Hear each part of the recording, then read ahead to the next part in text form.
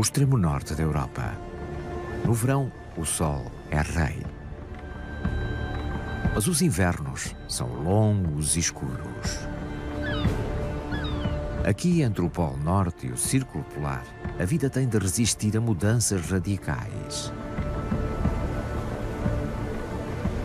Todos enfrentam os meses de escuridão e temperaturas extremas. Alguns podem preferir o inverno. Perigos mortais e beleza gelada andam de mãos dadas na noite polar.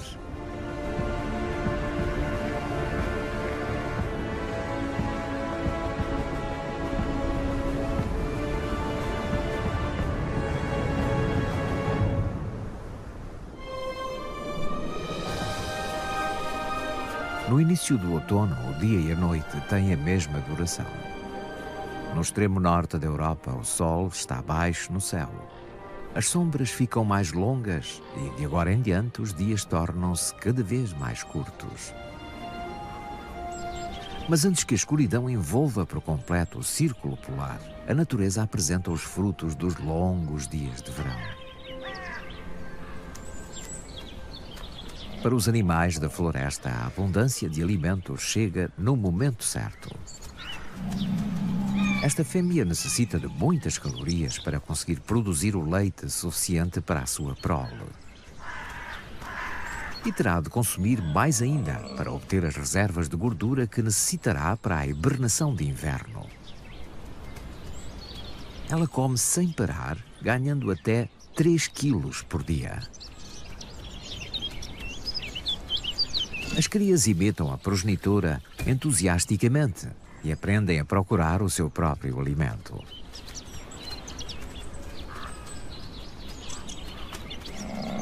Mantêm-se perto da progenitora e sob a sua proteção. Restam-lhes apenas 2 semanas antes de se retirarem para a sua toca para hibernarem.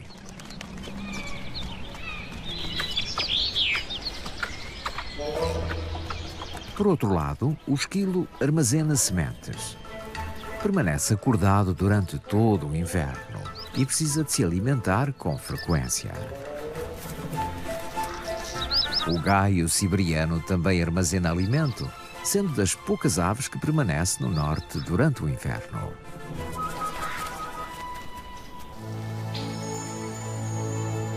No final de setembro, as horas de sol vão diminuindo. No Ártico, o outono é muito curto. Nas pastagens de verão, o alimento abundou para as renas. No outono, continuam a armazenar as reservas de gordura para o inverno. Em breve o tempo mudará e, quando não restar mais alimento aqui, terão de seguir em frente. Mas ainda há muito com que se banquetear. O alimento abunda também nos lagos da Escandinávia e os cisnes bravos encontram aí tudo o que precisam. Nas margens ainda há muitas bagas.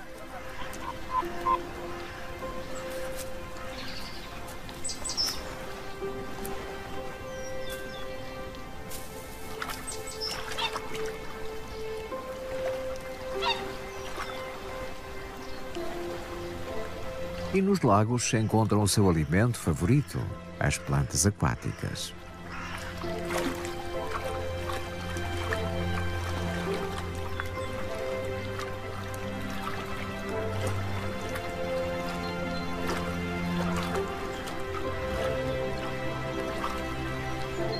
Mas mal os lagos congelem, perdem a sua fonte de alimento. A família de cisnes tem de partir da sua residência de verão. Como todas as aves no Ártico, fogem do frio e da escuridão, ficando apenas os peritos em sobrevivência.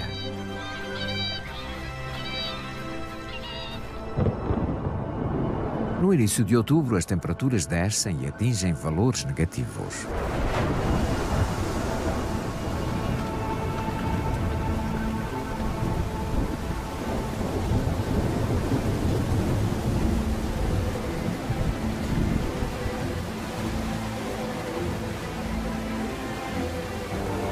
O inverno chega cedo e rapidamente à região polar.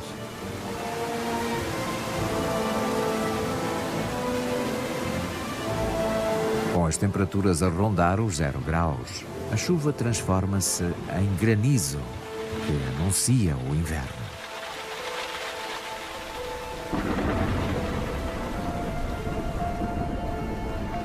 As nuvens adensam-se e as temperaturas descem cada vez mais.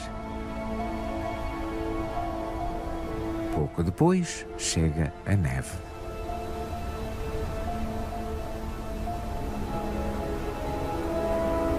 Toda a vida parece ter desaparecido.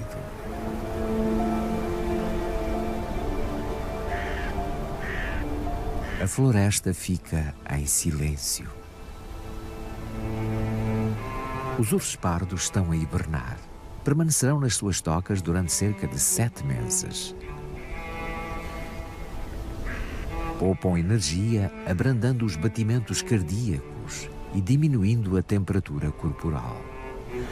Ficam dependentes única e exclusivamente das reservas de gordura. É assim que sobrevivem ao duro inverno.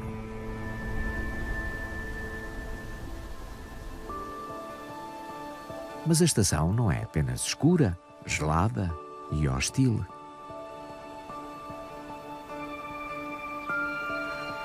Naqueles dias em que o sol de inverno espreita sobre o horizonte, a paisagem transforma-se numa joia reluzente.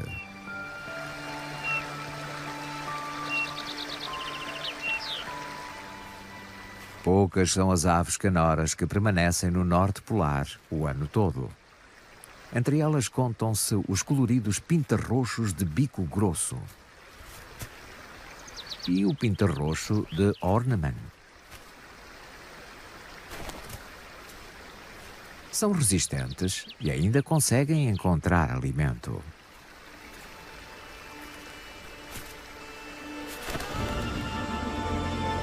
Mais para o norte, no polo propriamente dito, a escuridão reina há 4 semanas, desde meados de outubro. Mas mais para o sul, os dias também começam a ficar rapidamente mais curtos. No círculo polar, o sol aparece durante 8 horas apenas.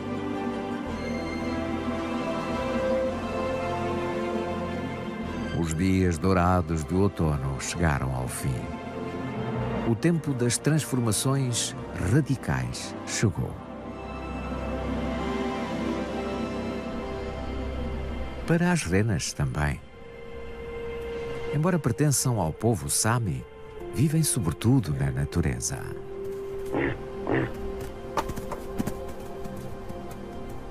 Estão adaptadas a uma vida no frio e na escuridão, e até mesmo no mais árido dos invernos escandinavos conseguem encontrar alimento suficiente para sobreviverem. Embora para isso tenham de percorrer grandes distâncias. Em novembro, pequenos grupos juntam-se e formam grandes manadas.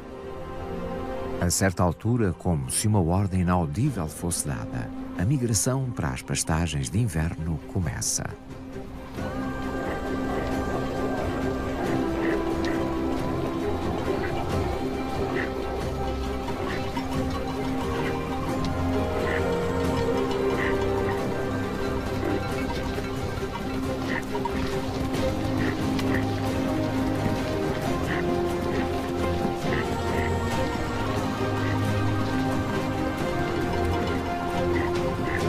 Embora sejam domesticadas há centenas de anos, um instinto antigo leva-as para onde podem encontrar alimento.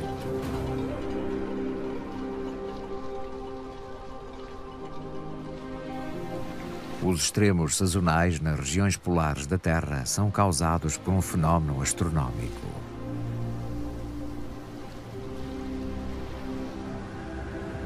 No Polo Norte, a noite dura 6 meses no inverno. O motivo é porque o eixo da Terra está num determinado ângulo em relação ao Sol. À medida que a Terra orbita o Sol, ou o Norte ou o Sul obtêm mais luz.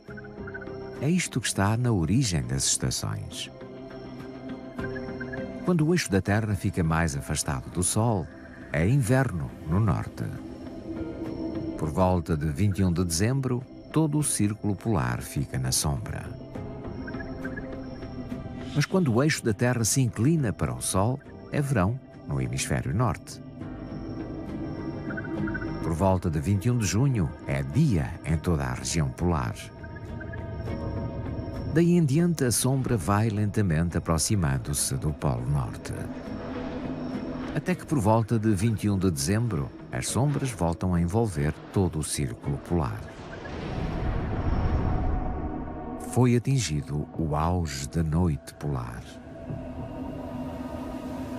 No Polo, o Sol desaparece durante 6 meses. No norte da Noruega, no Círculo Polar, desaparece durante um dia apenas, antes de reaparecer sobre o horizonte.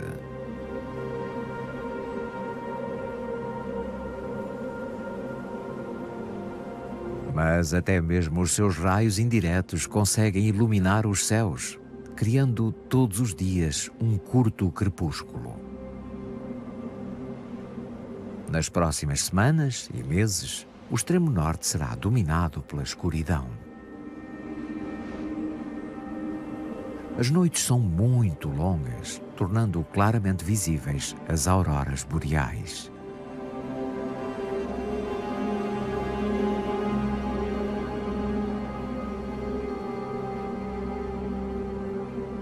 Quando o Sol desaparece, nem sempre as noites são escuras. Nas noites claras, a luz da lua é suficiente para muitos animais encontrarem alimento.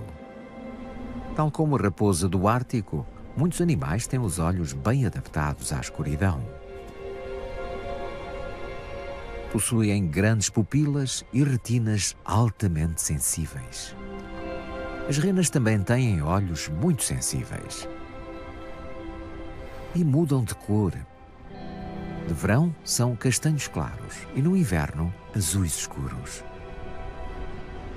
Esta mudança de cor faz com que a luz incidente seja distribuída por mais fotorreceptores. Uma adaptação única, nunca antes observada noutros mamíferos. Além de escuro está um frio de rachar. Sem o calor do Sol, as temperaturas estão constantemente abaixo dos 20 graus negativos. Juntamente com os ventos gelados, as condições não podiam ser mais hostis. Como é que os animais e as plantas conseguem sobreviver a um ambiente tão inóspito? O mais importante é conservar calor. E os bois almiscarados fazem-no como mais nenhum animal. São grandes, com orelhas pequenas e membros curtos, ou seja, a superfície corporal é relativamente pequena em relação ao volume. Tudo isso evita a perda de calor. Também têm uma pelagem espessa e longa e uma camada basal de lã com cerca de 10 centímetros de espessura. Uma ampla camada subcutânea de gordura também ajuda a manter a temperatura corporal, pelo que as temperaturas de inverno pouco os afetam.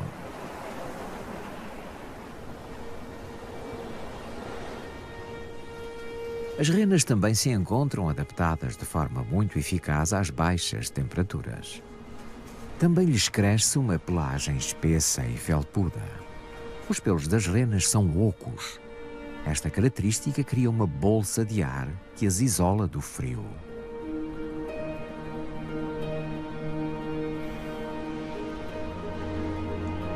Imagens térmicas mostram que pouco calor escapa através da sua pelagem. O nariz da rena é igualmente invulgar. Graças à sua estrutura interna, o ar inalado é aquecido antes de chegar aos pulmões. E é uma zona muito bem irrigada. Pelas imagens térmicas, parece mesmo Rudolf, a rena do nariz vermelho.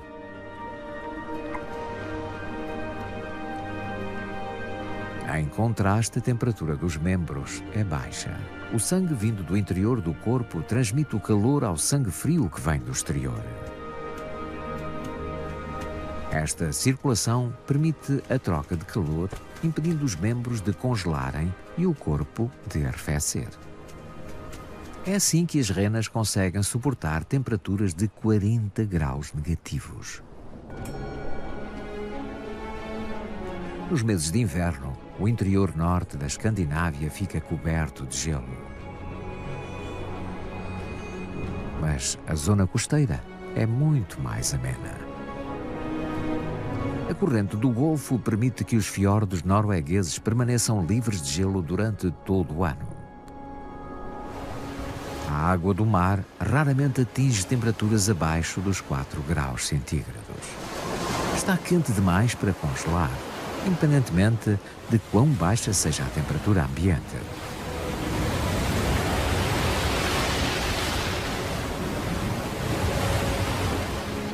As correntes oceânicas temperadas promovem a existência de uma biodiversidade invulgar, mesmo nestas latitudes. As aves marinhas juntam-se nas baías abrigadas. E as garças chegam, vindas do interior. Com alguma luz, ainda são capazes de encontrar alimento.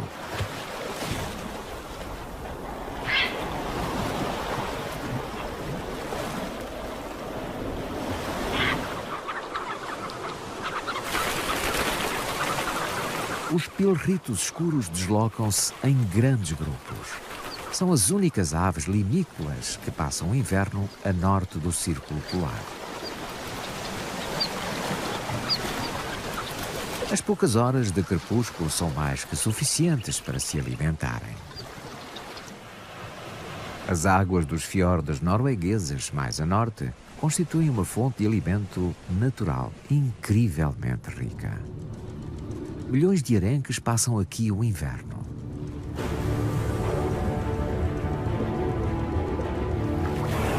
As orcas seguem os enormes cardumes. Durante o inverno, quando a luz escasseia, elas intensificam os seus sinais acústicos para se orientarem e comunicarem umas com as outras durante a caçada. Algumas orcas empurram os arenques até à superfície, onde uma delas os aguarda. Bate rapidamente com a barbatana caudal no cardume.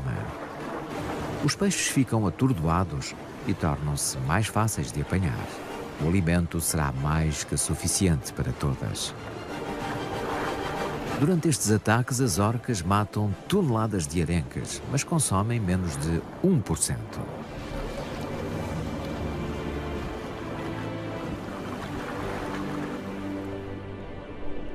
A corrente do Golfo mantém o oceano no norte da Europa livre de gelo, mesmo para lá do Círculo Ártico. Mas não tão longe como o arquipélago Spitsbergen, localizado a mais de 1000 quilómetros a norte da Noruega. Aqui a noite polar dura quase 4 meses. As condições são mais extremas ainda do que no continente.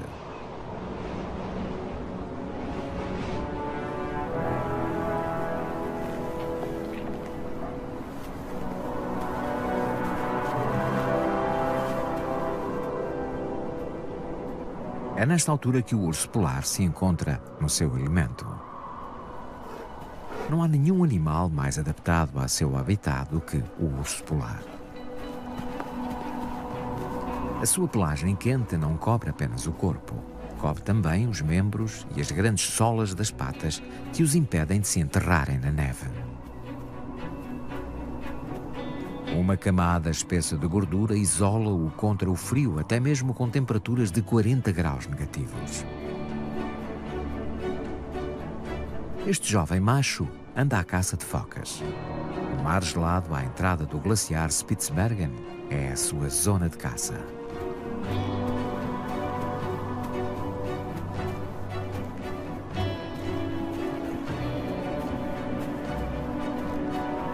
O urso polar não hiberna. Pelo contrário, é durante o inverno polar que se encontra mais ativo.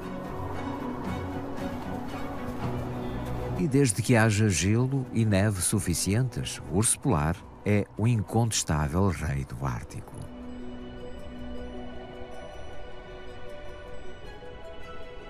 A noite polar não traz apenas frio e escuridão. É o cenário de um fabuloso fenómeno da natureza.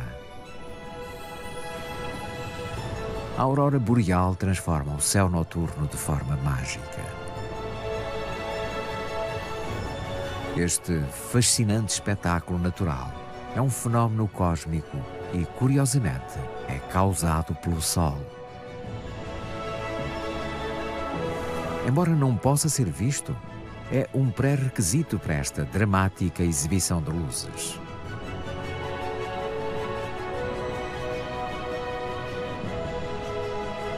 O Sol lança para o espaço grandes quantidades de partículas carregadas, os chamados ventos solares. Quando eles alcançam o campo magnético da Terra, as partículas colidem com os átomos na atmosfera superior e forma-se a aurora boreal.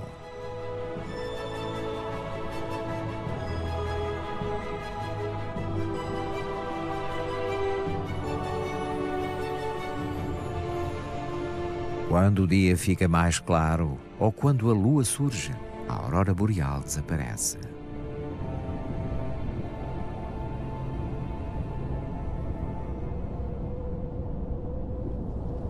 Durante o crepúsculo da noite polar, os animais têm pouco tempo para procurarem alimento. E quando o fazem, a camuflagem é um elemento-chave para a sua sobrevivência.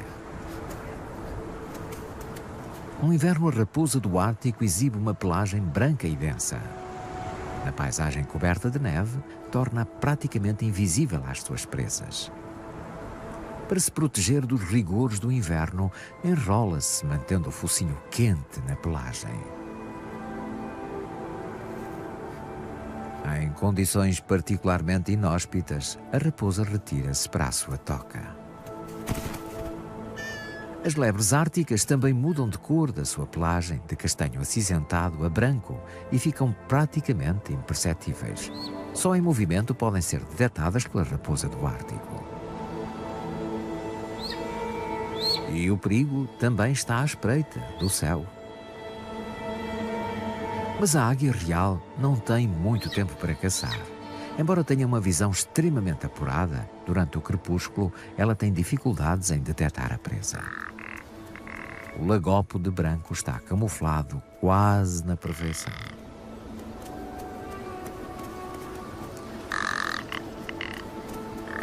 Mesmo enquanto se alimentam, são quase impossíveis de distinguir do meio envolvente. A natureza nem sempre favorece o predador. Mas sem camuflagem, a sobrevivência torna-se mais difícil. E o lemingue da Noruega daria uma boa presa. Contudo, tem outra estratégia para se proteger. Os lemingues estão entre os animais que vivem em túneis sob a neve durante o inverno. A camada branca fornece um excelente isolamento contra o frio e também uma boa proteção contra os inimigos. Enquanto as temperaturas assolam a superfície, os pequenos roedores procuram o seu alimento imperturbáveis debaixo da neve. No final de dezembro, os crepúsculos no norte da Escandinávia são ainda muito curtos. A noite continua a dominar a região, bem como o clima extremo. As renas partem em busca de zonas mais altas e expostas, onde os ventos afastam a neve, facilitando a busca por alimento. Alimentam-se dos líquenes quase indigestos que crescem aqui e que poucos animais árticos peritos em sobrevivência usam como alimento. Mas esta dieta pobre não é suficiente para satisfazer as necessidades energéticas da rena durante o inverno. Elas também abrandam o seu metabolismo de forma dramática.